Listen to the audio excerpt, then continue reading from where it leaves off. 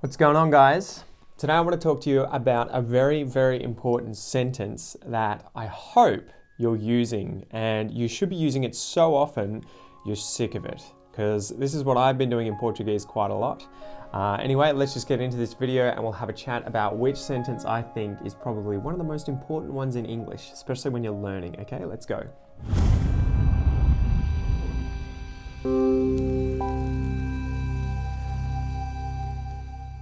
All right, so the sentence is, how do I say that? Okay, right? This, that, whatever the word is. How do I say this?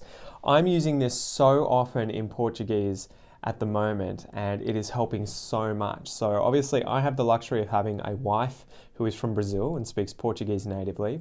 But this is something that I've had to sort of push myself out of my comfort zone to do as often as possible, and it's getting to the point now where I'm saying it probably 5 to 10 times a day, probably more than any other sort of phrase that I sort of always utter in Portuguese, okay? And the phrase is, how do I say, and then the thing, okay?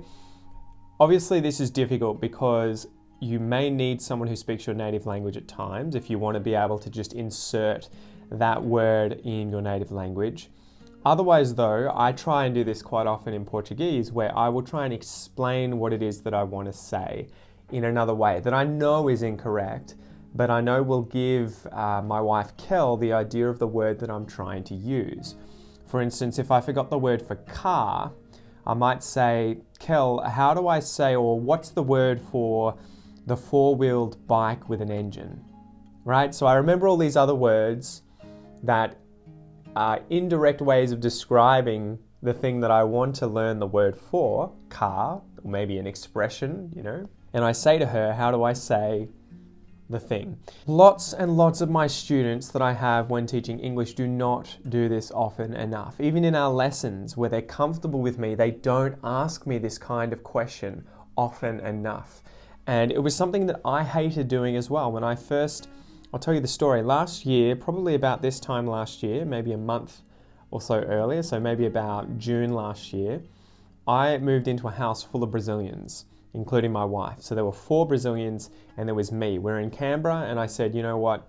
I don't want to live with Australians if I can avoid it. We're in Australia and I want to improve my Portuguese because I want to speak your native tongue, Kel. I want to speak your language as well as you speak mine.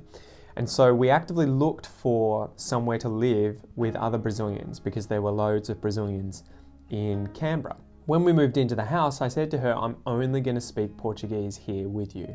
I'm going to do my best every single day. Obviously, from the beginning, this was really difficult because my Portuguese wasn't as good as it is today, obviously, a year later.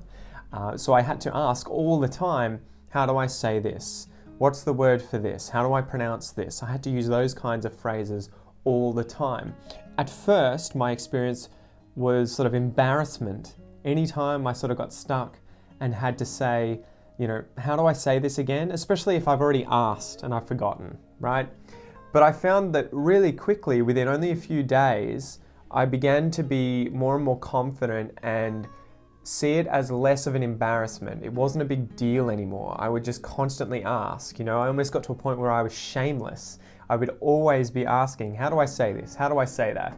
You know, what's the word for this? What's the word for that? How do I say this kind of phrase? If I want to ask for this, what's a more natural way of saying this thing? And I guess that is what really helped my Portuguese accelerate, because at any time I could have just reverted back to English. Most of the other people in the house who were Brazilians spoke English at least well enough to understand me.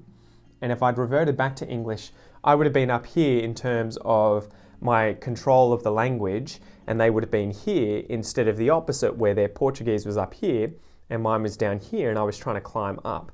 But it would have defeated the purpose, because if you never exit your comfort zone, you're not going to improve, right? You've sort of got your comfort zone here, and you need to be constantly pushing the edges so that that zone is constantly growing in size. If you stay in the comfort zone in here and only use what you're already 100% comfortable with, you're not going to grow, you're not going to expand that zone of comfort and your understanding and ability to use the language, English in this case. So the point of this video is that I want to encourage you to say as often as possible those kinds of phrases like, what's the word for this?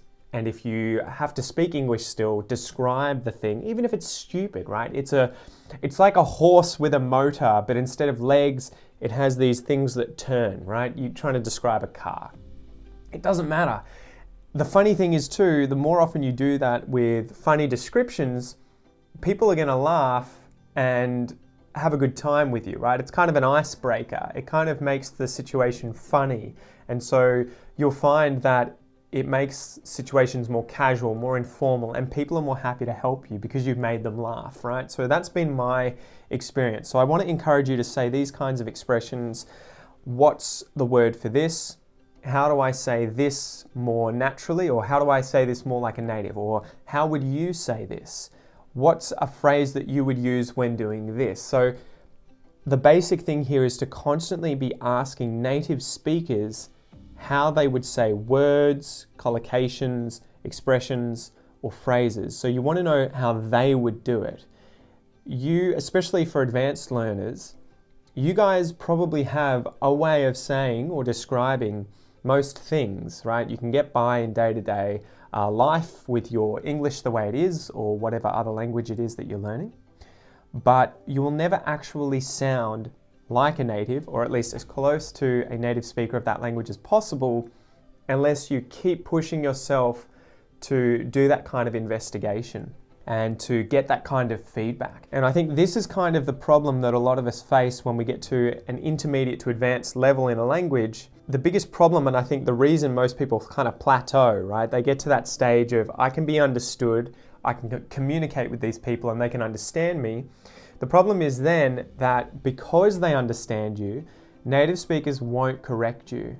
Because they understand it too, they feel like they're rude if they do that. And that's why it's so important for you to ask questions or to kind of push native speakers to correct you, but also give you feedback on how to better pronounce things, how to better say things, how to better explain things, and have these kinds of interactions with other people, right? So you will find, I think, if you implement this kind of practice, this kind of skill, it takes a few days, might take a few weeks to get used to asking for feedback constantly, or at least as often as possible, and in situations where it's appropriate. Obviously, if you're in the middle of a lecture, don't put your hand up and say, "Excuse me, professor, how do I say this?" But with friends and family and other people that you're close with, don't feel bad about doing this because it will really increase your language rapidly. Okay, so that's really the rant I kind of wanted to have today. I just suddenly thought about how I do this all the time, and even today I was doing it to Kel. You know, how do I say this again? What's the word for this? What's an expression that I can use to describe this situation? I do it to the point ad nauseum, right? So she's probably sick of it, but I know that she will make do with my Portuguese. She'll understand it as bad as it is, and it's not going to improve unless I'm the one who pushes. Okay, so take it upon yourself, go out there, you take responsibility, you be the one who asks for feedback, who has these interactions with people asking for how to better pronounce things, how to better say things, asking for advice on how to sound more natural in your language, and I promise you're going to improve so much faster than if you were to just try and let it happen passively, right? If you were to just let things do their thing without you actively taking control, okay? Anyway, I've ranted long enough. I hope that helps. Let me know what you think in a comment below, and especially let me know if you go out and use this and get some good reactions, okay? Anyway, I'm Pete from Aussie English. Thanks for joining me. Peace.